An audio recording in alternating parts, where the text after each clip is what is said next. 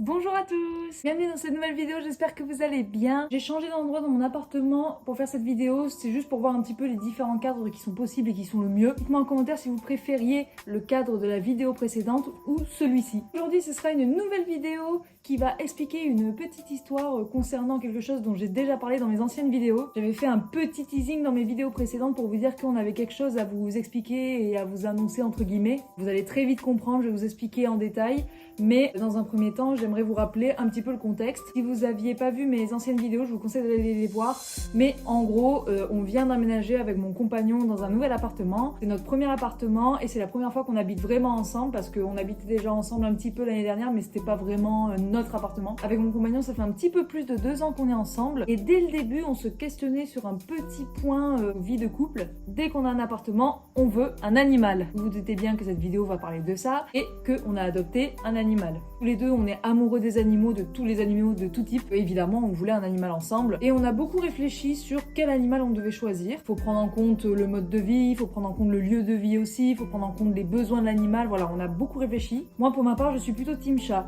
J'aime beaucoup les chats. Je sais que c'est des animaux assez indépendants, mais qui sont quand même un peu là avec nous dans la maison. Mais mon compagnon, lui, est team chien. J'avoue que j'aime beaucoup les chiens aussi. Ils sont très amusants, et ils aiment beaucoup jouer, ils demandent beaucoup d'énergie. En fait, on a pesé le pour et le contre. Concernant les chats, ça peut être un bon animal pour commencer. Le seul souci, c'est que on a un appartement qui fait seulement 45 mètres carrés. Certes, il y a des chats qui s'habituent à la vie en appartement, mais on n'était pas vraiment sûr de commencer avec cet animal-là. Pour le chien, c'est encore pire puisque le chien demande vraiment beaucoup d'attention, beaucoup d'entretien et surtout de la place parce qu'il a besoin de gambader partout, il saute partout. On sentait qu'on n'était pas prêt pour ce type d'animal qui est beaucoup en demande d'énergie. Ensuite, on a réfléchi sur l'idée d'avoir des poissons, mais on s'est dit les poissons, le souci c'est que malheureusement, c'est bien joli, mais il manque un petit peu cette fibre animale, ce rapport avec l'humain. Je sais pas si ça existe vraiment avec les poissons, je ne connais pas du tout, mais on s'est dit c'est un peu dommage, on aimerait vraiment un animal avec lequel on peut communiquer et s'amuser, etc. Pour moi, dans l'idéal, j'aimerais bien un axoloot, mais déjà mon compagnon aime pas vraiment cet animal, et en plus de ça, j'ai fait des recherches et ça demande énormément d'entretien et surtout un très très grand espace, ce qu'on n'a pas vraiment ici, donc dans tous les cas, ça colle pas. Pareil, on avait eu idée des oiseaux, mais on s'est dit qu'aussi en appartement, c'était un peu difficile. Dans l'idéal, si j'ai des oiseaux, j'aimerais qu'ils volent dans la maison. Le souci, c'est qu'en appart, c'est très petit. Et puis, on n'a pas d'espace extérieur. Enfin, on a un balcon, mais ils peuvent s'enfuir à tout moment. Donc, on préfère pas non plus. On en arrive donc aux animaux qui s'appellent les NAC, qu'on appelle aussi les nouveaux animaux de compagnie. Si je dis pas de bêtises, ça englobe tout ce qui est rongeurs, les souris, les hamsters, les cochons d'Inde, les chinchillas, tout ça, les lapins. Voilà, ça englobe beaucoup d'animaux, mais surtout des rongeurs. Et il est vrai que mon compagnon est très fan d'un animal. Et il m'a donné un petit peu sa passion, du coup, en tout cas son amour pour cet animal, qui est le lapin. Nous avons décidé avec mon compagnon d'adopter un petit lapin. On avait déjà fait quelques visites dans des animaleries l'année dernière pour faire un peu du repérage, c'est-à-dire voir un petit peu déjà les vendeurs ce qu'ils pouvaient nous dire sur les conditions de vie du lapin. On a aussi été voir un peu les différents types de lapins qui pouvaient exister, les lapins béliers, les lapins nains, les lapins voilà, il y avait plein de types. Cette année vraiment on s'est dit on emménage, on adopte un lapin. On a fait nos petites recherches, on est allé en animalerie, pareil, on a posé plein de questions aux vendeurs et on a fait notre choix. Dans un premier temps, je tiens à vous avertir, acheter des animaux en animalerie, c'est pas forcément très éthique. Nous, malheureusement, on n'était pas encore au courant, on n'était pas encore bien informés, mais nous avons adopté les lapins en animalerie. Il faut savoir que les conditions de détention des animaux pour les animaleries sont horribles. En fait, c'est de la production de masse, de la reproduction de masse. Ils sont très nombreux dans un tout petit espace, pas du tout adapté, avec des grilles qui leur font mal aux pattes, ils se font caca dessus, pipi dessus, enfin bref, c'est des conditions pas terribles. Vous verrez qu'il y a plusieurs vidéos sur le sujet sur internet, sur YouTube. Si j'en trouve une, je vous en mettrai une en description. Mais voilà, c'est vrai que c'est pas très éthique, sachant qu'il y a plein d'associations qui regorgent d'animaux abandonnés et beaucoup des lapins aussi, ça arrive, et que vous avez vraiment moyen de trouver ce qu'il vous faut près de chez vous. Moi j'avais cherché un petit peu des associations près de chez nous, mais j'avais pas vraiment trouvé, ou en tout cas j'avais pas assez cherché, ou en tout cas si j'en avais trouvé, il y avait pas de lapins à ce moment-là, donc on s'est tourné vers l'animalerie. On sait que si une prochaine fois on adopte des lapins à nouveau, on n'en prendra pas en animalerie, on en prendra sûrement à l'adoption dans une association, une SPA, etc. Bref, en plus de demander aux vendeurs d'animalerie des conseils, pour ma part, je fais beaucoup de recherches sur les lapins. Parce que avant d'en acheter un, il faut adapter son environnement, il faut acheter ce qu'il faut pour l'habitat, il faut acheter ce qu'il faut pour la nourriture. Il y a un site qui est très bien pour ça, c'est un site qui s'appelle La dure vie du lapin urbain. C'est un site que je vous mettrai en description et qui est génial, il y a vraiment tout ce qu'il faut savoir, absolument tout ce qu'il faut savoir sur le lapin, que ce soit niveau santé, niveau habitat, niveau nourriture, niveau voyage, niveau tout. En fait, toutes les questions que vous pouvez vous poser quand vous avez des lapins, c'est sur ce site. Et je vous le conseille grandement parce que c'est ce qui m'a vraiment aidé à prendre soin au mieux de mon lapin. Je vous renvoie vers une vidéo très chouette, une youtubeuse que je suis actuellement sur YouTube. La vidéo s'appelle « Les raisons pour ne pas avoir un lapin ». Alors, ça peut paraître très péjoratif, mais en fait, elle explique tout ce que ça implique d'avoir un lapin. Et c'est très instructif si vraiment vous êtes un peu en hésitation. Là, elle va vraiment vous dire les termes. Je vous mets tout ça en description, évidemment. Nous avons aussi lu que le lapin est un animal grégaire, c'est-à-dire que c'est un animal très sociable qui a besoin de liens sociaux très importants, que ce soit avec les humains, mais aussi avec leur père. Et donc, nous avions bien compris que nous ne devrions pas prendre un lapin, mais 2 lapins. Effectivement, vu que ce sont des animaux qui ont vraiment besoin de contact, de jouer et qui s'ennuient très vite et qui peuvent être tristes pour ça, il est toujours mieux d'en avoir au moins 2. Évidemment, il y a plein de familles où il n'y a qu'un seul lapin à la maison, mais il y a plein de choses qu'il faut mettre en place, beaucoup jouer avec lui, être disponible pour lui pour pas qu'il s'ennuie, lui mettre des jeux, lui mettre des peluches, voilà, être vraiment très disponible, ce qui n'est pas vraiment notre cas. Voilà, finalement, nous avons décidé d'adopter 2 petits lapins. Alors, est-ce qu'on prend 2 mâles? Est-ce qu'on prend 2 femelles? Est-ce qu'on prend un mâle et une femelle? La plupart des gens ont des idées et disent que c'est mieux de prendre du même sexe. D'après ce que j'ai lu, c'est pas du tout une bonne idée. Les lapins sont des animaux non seulement grégaires, mais aussi très territoriaux. Quand il y a par exemple un mâle et une femelle, le mâle domine souvent la femelle et lui fait comprendre, et chacun a son territoire, etc. Le souci, c'est que si on prend 2 mâles par exemple, ils vont tous les 2 vouloir dominer l'un et l'autre, et du coup ils vont avoir tendance beaucoup à se battre. Et pareil pour 2 femelles, hein, c'est un peu la même chose parce que elles, en plus de ça, elles ont les hormones, donc elles ont tout ce qui est protection de l'enfant, même si elles n'ont pas d'enfant. C'est pour cela qu'on a choisi donc de prendre un mâle et une femelle, mais nous allons stériliser les 2. Vient le jour où l'on va adopter nos 2 petits lapinous. C'était vraiment tout petit dès le début. On allait voir dans cette animalerie-là et on a directement flashé sur 2 petits lapins. Le petit mâle qu'on a appelé Flambino en référence à un Pokémon lapin de type feu. Et la petite qui était vraiment toute petite qu'on a appelée Haru, qui fait référence au manga et animé Beastars.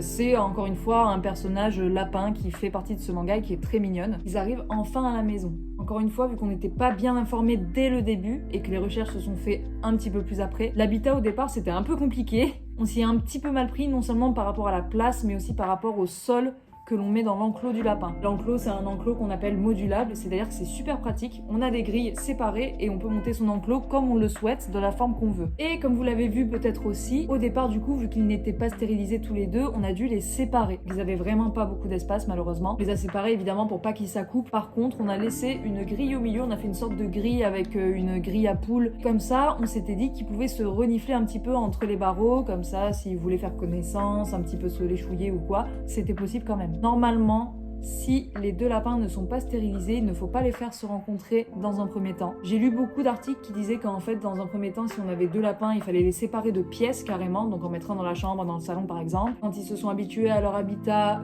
mettre un chiffon qui sent l'odeur de l'autre dans l'enclos de l'autre, comme ça, ils reconnaissent un petit peu leur odeur. Puis après, les faire se rencontrer une première fois, puis si ça va pas, séparer, etc. Le souci, c'est que déjà, on le savait pas, et puis nous, on n'avait pas du tout la pièce pour ça. C'est vrai qu'on aurait pu mettre une barrière dans notre salon, mais même pour nous, c'était un peu encombrant, et puis même, dans tous les cas, on le savait pas. Mine de rien, ils se sont toujours très bien entendus. Dès le début, ils se sont reniflés à travers les barreaux. La petite Fifi, elle mettait même sa tête dans un barreau. Alors je rappelle que ça fait quand même 5 cm, c'est pas beaucoup du tout. Il n'y a jamais eu de dispute, il n'y a jamais eu de problème, voilà, et ça a toujours bien fonctionné. Donc on a eu un peu de chance, je pense. On a décidé quand même d'acheter un supplément d'enclos, c'est-à-dire qu'on avait 12 grilles en plus qu'on pouvait disposer pour qu'ils aient un espace un petit peu plus grand quand même, parce que ça faisait vraiment peine à voir. On a stérilisé Flambino, et en fait, quand on stérilise un lapin, il faut quand même attendre 1 mois supplémentaire avant de les mettre ensemble, parce que il y a toujours des sécrétions qui se font, il y a toujours les hormones qui sont présentes un petit temps. Et ce mois passé, on a donc décidé de les mettre ensemble, et en plus de ça, vu que le lapin a quand même besoin de beaucoup d'espace et que ça nous faisait vraiment beaucoup de peine de les laisser dans l'enclos, on en a aussi profité pour les faire sortir de leur enclos pour la première fois. Ils ont accès à l'appartement. et ils ont le droit de balader un petit peu partout. Bien sûr, on a fermé les pièces à risque, comme la cuisine par exemple, avec le frigo, le congélateur, les câbles qui peuvent ronger. La chambre, où il y a quand même quelques câbles et on n'a pas forcément envie qu'ils viennent dans la chambre. Et la salle de bain, où pour notre part, il y a quelques produits toxiques d'entretien et de lavage qui sont posés au sol et on préfère pas du tout qui s'en approche parce que c'est très dangereux. Évidemment, quand on a ces lapins en semi-liberté ou en liberté totale, c'est-à-dire que là, il y a vraiment plus de cage du tout, il faut prendre beaucoup de précautions, comme par exemple protéger les câbles, tous les câbles, avec des gaines par exemple, nous c'est ce qu'on a fait. Mettre tous les objets un petit peu dangereux en hauteur pour pas qu'ils y aient accès, comme par exemple des médicaments, mais aussi des plantes, des petits bouts de plastique, etc. Tous les meubles dont ils avaient accès, on a tout mis en hauteur. Donc comme je l'ai dit précédemment, nous on a choisi que nos lapins soient en semi-liberté, c'est-à-dire que quand on est là, on les fait sortir, il n'y a pas de souci, on laisse leur enclos ouvert, ils peuvent se balader où ils veulent. Mais par contre, quand on n'est pas là ou la nuit, on les laisse dans leur enclos parce que on trouve qu'ils font encore un petit peu trop de bêtises, ils sont encore un petit peu jeunes. Et dans le cas où on passera en liberté totale, je pense qu'on achètera une petite caméra de surveillance au cas où pour surveiller de temps en temps pour voir s'il n'y a pas de grosses bêtises. Donc ça y est, là ça fait 3 mois qu'on les a, ils se sont bien acclimatés à leur environnement, ils sont assez contents quand même de l'espace qu'ils peuvent avoir et des objets qu'ils ont. La petite, elle a maintenant 5 mois, elle va sur ses 6 mois.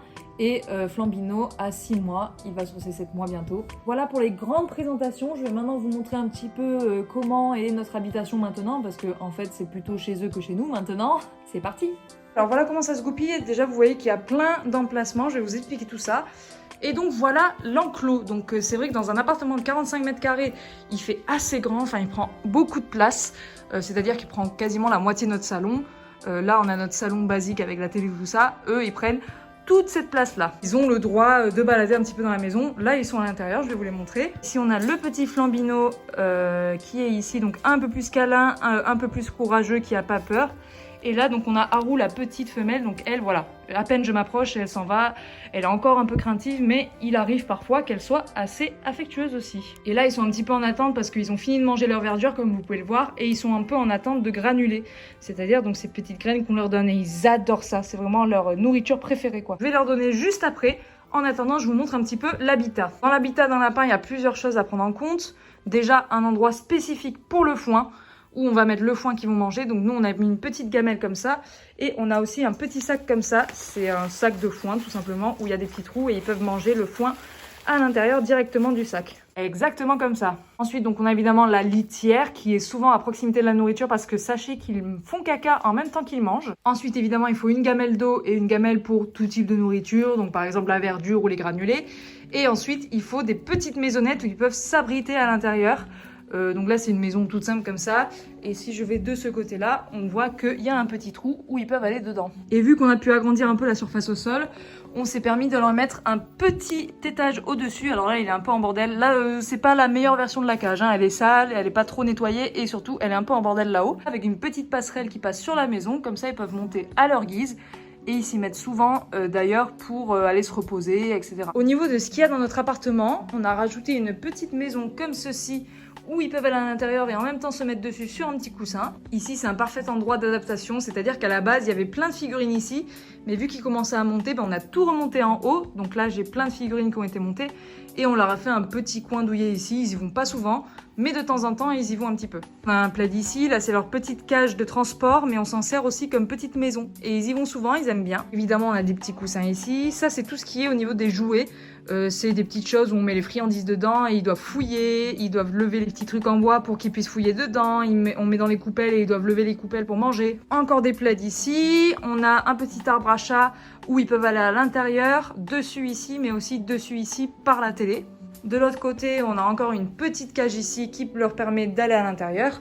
Et on a ce petit donut qui est trouvable chez Action où ils peuvent aller dedans et en fait ça fait un cercle comme ça et ça fait une sorte de petit tunnel. Comme je vous disais, on a mis des gaines au câble, c'est-à-dire que voilà ces petits fils blancs là, en fait il y a plein de câbles à l'intérieur et comme ça ils peuvent pas les manger. Qu'est-ce que tu veux? Tu veux manger, c'est ça? Là je vais passer à une étape où vous allez voir ils vont devenir totalement fous.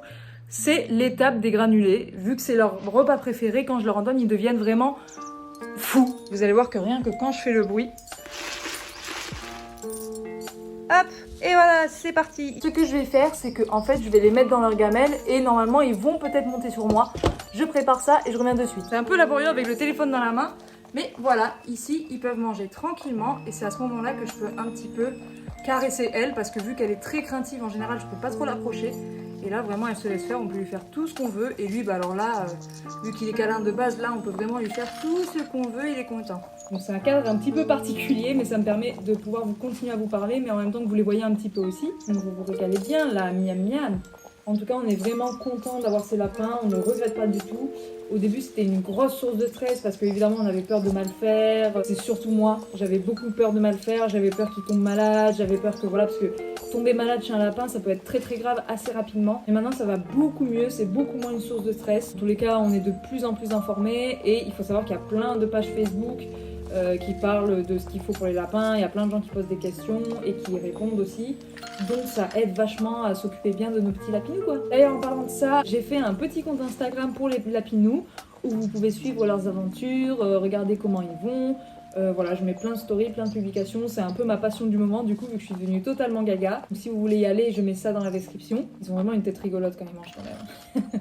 Sur ce, ça signe la fin de cette vidéo, j'espère qu'elle vous aura plu. Il se peut qu'ils réapparaissent pour certaines vidéos de ma chaîne. Pour l'heure, je vais les laisser finir leur repas et je vais vous dire à la prochaine. A plus l'équipe!